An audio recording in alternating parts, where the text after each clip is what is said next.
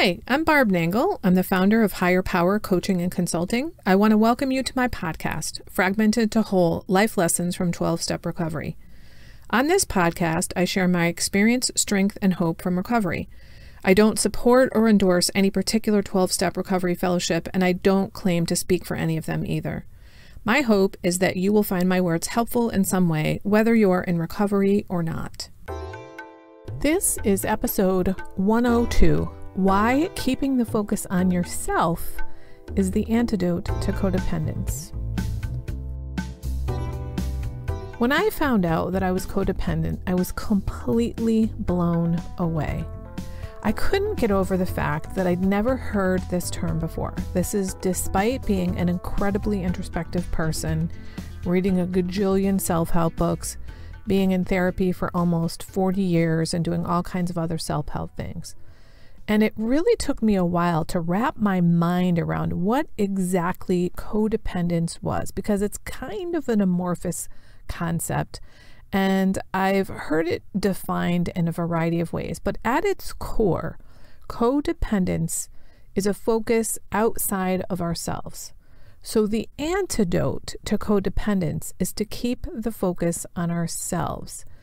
One of the best ways we can do that is by creating healthy boundaries. Now, I didn't understand any of this when I was going through the process of recovering from codependence. I don't think I understood that I was creating boundaries when I was healing from my codependence. I got that being codependent meant that I cared more what other people thought about me than what I thought about me, that it meant that I bent over backwards for other people, that I felt like it was my job to fix and rescue people. In other words, I didn't have a choice about it. And I felt like it was perfectly reasonable for me to stick my nose in other people's business. But when I heard a psychotherapist talk about the source of codependence, it was extremely helpful for me in understanding myself and my actions.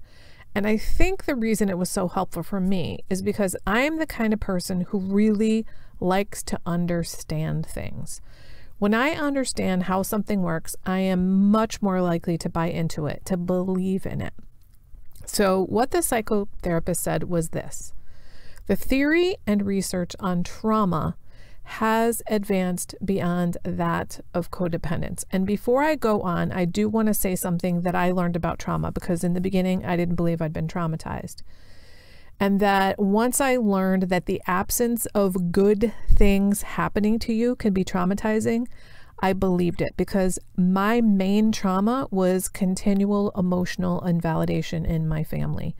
This is what one psychotherapist, Annie Wright, calls relational trauma.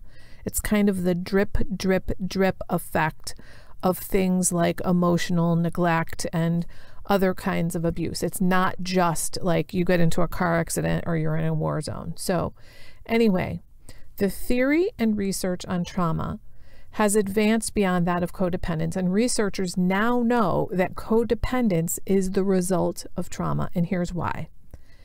When we're traumatized, we're stuck in what I call the lizard brain rather than the frontal lobe. The frontal lobe of the brain is where our higher order thinking happens. It's what is often called the human part of the brain. And when we're in fight or flight mode, that thinking part of the brain gets shut down. And that's because we need to either fight or flee. That is, take action rather than thinking.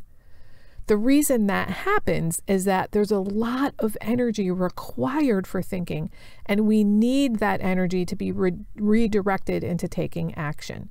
So that's why the frontal lobe becomes inaccessible when we're in fight or flight mode, which happens when we're traumatized. And when we've often been traumatized over and over again, we might stay in that mode for long periods of time. So as a reminder, when we get traumatized, we go into fight or flight mode. And you might recognize that as what some people call being reactive. This is a time when we're unable to go into our thinking mode. So you might remember times when you're really angry and you can't think, for example. This is why. The reason this creates codependence is that the self is an abstract, ever-changing concept, and it's formed in the frontal lobe where the abstract thinking takes place. And when we cannot access that part of the brain, we cannot access self. I'm going to pause for a moment to let that sink in. When we cannot access the frontal lobe, the abstract thinking portion of the brain, we can't access self. And when we can't access that frontal lobe where the concept of self resides, we go outside of ourselves. In some cases, that might mean we go to what do other people think. The reason learning how to form healthy boundaries helps us is that when we start thinking about where we want the boundary to be, we usually do it when we're calm. That is, when we purposely work on creating healthy boundaries anyway. If we do it while we're in fight or flight mode, if we do it while we're not in fight or flight mode, we're using the frontal lobe of our brain. We're thinking about how we want to live our lives rather than just reacting to situations as they arise. We think about what kind of life we want, what kind of behavior we want to engage in, what kind of behavior we're willing to put up with, and what kinds of behaviors we seek from other people. Those who don't have healthy boundaries usually think that when they get healthy boundaries, it means they're going to be able to control other people. That's actually the most common myth that I hear from people that I work with in helping them to form healthy boundaries. Here's how it works, people. Boundaries are for you, and they're about you, and what you want, and what you like, and what you will tolerate. When you set a boundary with someone, it's your job to enforce that boundary. It's not their job to respect that boundary. Of course, we would like it if people would respect our boundaries, which is why we set them. But when people don't, it's up to you to do something about it. I urge you to remember that there's a whole host of reasons why people don't respect boundaries you set. And this is especially so when you first start setting them with people that you've never set them with before. So some people don't respect our boundaries because they forget, because we've never been that way before. Some people don't respect our boundaries because they don't really believe us, because we've never been like that before. Some people don't respect our boundaries because they themselves don't have healthy boundaries and they don't recognize other people's boundaries. And some people don't respect us, so they don't respect our boundaries. When you start setting boundaries and people don't honor them, I encourage you to assume the best of intentions on that person's part. You've been teaching people how to treat you your entire life, and now you're teaching them a new way. So it's going to take some time both for them and you. Now, I will make a caveat here, though. If you're dealing with a very toxic person, like someone who is very sick, like a narcissist, or someone who's terribly mentally ill, they're not capable of respecting your boundaries. So when dealing with somebody like that, you need to be very forceful and sometimes even rude and maybe act like a dick when you are setting a boundary. However, that is rare. Most humans are not like that. If you've taught people how to treat you by allowing them to walk all over you or depend on you or expect you to rescue them, you can unteach them that. We can train people how to treat us differently. And that's what having boundaries is all about. Deciding how we want to live our lives as actors, not reactors, as creators, not victims. When people have asked me, how did you learn how to set boundaries and enforce them? I had to think about it. And what I realized was this. I decided how I wanted to live my life, and then I set boundaries accordingly. For example, I decide how I want to spend my time. I don't give away my time willy-nilly to people anymore, though I used to all the time. I decide what kind of people I want to be around, and I make an effort to spend time with those kinds of people and to not spend time with toxic or unhealthy people who are takers. I decide when I'm going to help someone. And that reminds me of another myth about boundaries I hear a lot from clients. People without boundaries often believe that once they have healthy boundaries, it means you're all about yourself and you don't help other people. And that couldn't be further from the truth. In fact, I actually give more service to the community now that I have healthy boundaries than I ever did before. But I do it on my time, and I do it out of choice. Not because I feel like I have to, or I'm supposed to, or I feel compelled to do it. And I do it on my terms. I make decisions with my frontal lobe about when, where, why, how, and who I'm going to help.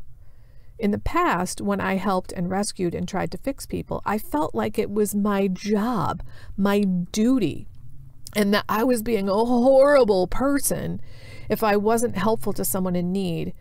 And this is especially true if it was somewhere where I knew that I could help. Now I understand it is not my job. I can choose to help people, and I often do. And that's really what boundaries are about. They're about keeping the focus on yourself inside your boundary, deciding how you want to live your life by your own standards. Boundaries are about being able to make choices about our lives. When we don't have healthy boundaries, we're unable to make choices because we feel compelled. Choice is the opposite of compulsion. I'd like to end here with my top 5 rules for setting boundaries. And you may think this is a joke, but it's not. Here they are. Number 1, keep the focus on yourself. Number 2, keep the focus on yourself. Number 3, keep the focus on yourself. Number 4, keep the focus on yourself. And number 5, keep the focus on yourself. You won't go wrong when you keep the focus on yourself. If you need help with figuring out how to do that, or precisely what it means to keep the focus on yourself, which is not the same as being selfish, check out episode 10 of this podcast, which is about, guess what? Keeping the focus on yourself, which happens to be my number 3 most important tool of recovery. Before I go, I just want to say that if you want help with setting boundaries, I would love to help you. I'm about to start a 12-week group coaching program called Better Boundaries with Barb. It's 12 weekly 90-minute group coaching calls on Zoom. It includes a private Facebook group, a multimedia curriculum, 14 different worksheets and exercises, as well as a community of boundary builders. There's a bonus Trello board with lots of amazing resources on things like self-care, forgiveness, changing dysfunctional patterns. And another huge bonus is that while you're a group coaching client, you get free access to my private membership community, Secure, Loved, and Brave, which has even more resources and 2 additional group coaching calls per month. I hope you'll join me. I do have a boundary around who's allowed to join, which means I speak with every person before they join. I'll leave a link to my calendar in the show notes so you can sign up for a 30-minute Better Boundaries call so we can talk about your goals around your boundaries and see if it feels like a good fit. Until next week, remember, it's never too late to recover. Healing is always possible, and no one is beyond hope.